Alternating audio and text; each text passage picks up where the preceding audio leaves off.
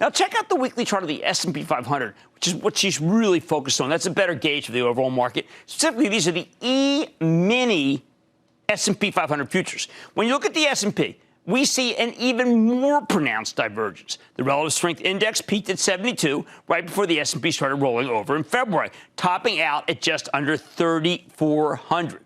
Last week, though, the S&P surged to nearly 3,600, and the relative strength index, again, it couldn't break out above 67. Remember, I told you that it's got to go up in order to be able to confirm? According to Gartner, this kind of action, the RSI, is a sign of froth. And, many people felt that we got very frothy going into last week.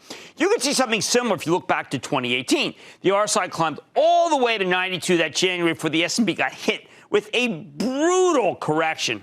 Man, that was awful.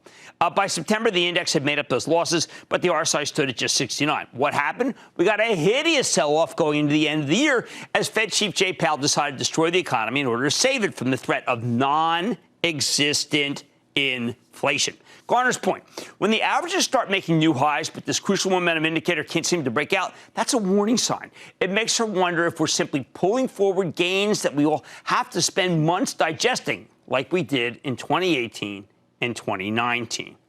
We don't want to be on the receiving side of that.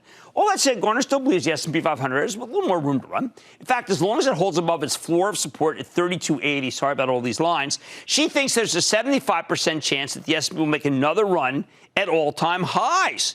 However, that might just be the last leg higher, as the index has a significant ceiling of resistance near 3660, right here, and another one at 3770. She doesn't think they can get through that.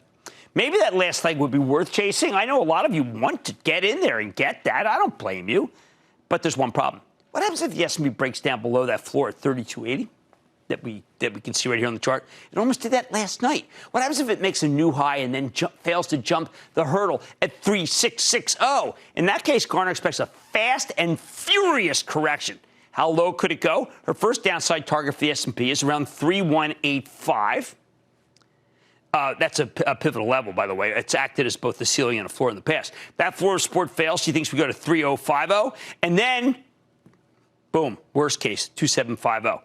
On the other hand, if the S&P can surge to new highs, all right, which she says 75% chance, right, we can go higher, and bust through the 3,700 level, like the Kool-Aid man, then we'd be looking at a much more bullish scenario when they'll take us to 4,000. Again, though, Gartner thinks that's the very unlikely, at least not 2020. So in other words, she thinks this one is less likely, right here, than this one.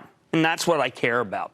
Bottom line, when you put it all together, the charts interpreted by Carly Garner suggest that you have to be more cautious here. The recent sell-off could be a sign that this bull's getting long in the tooth. Garner's betting that the S&P 500 can give you one last gasp higher from here, followed by a truly savage sell-off.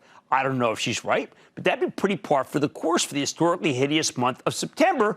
And what it says to me is you don't want to be there if we go much higher.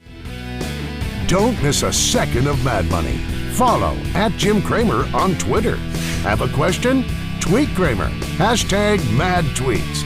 Send Jim an email to madmoney@cnbc.com or give us a call at 1-800-743-CNBC. Miss something? Head to madmoney.cnbc.com.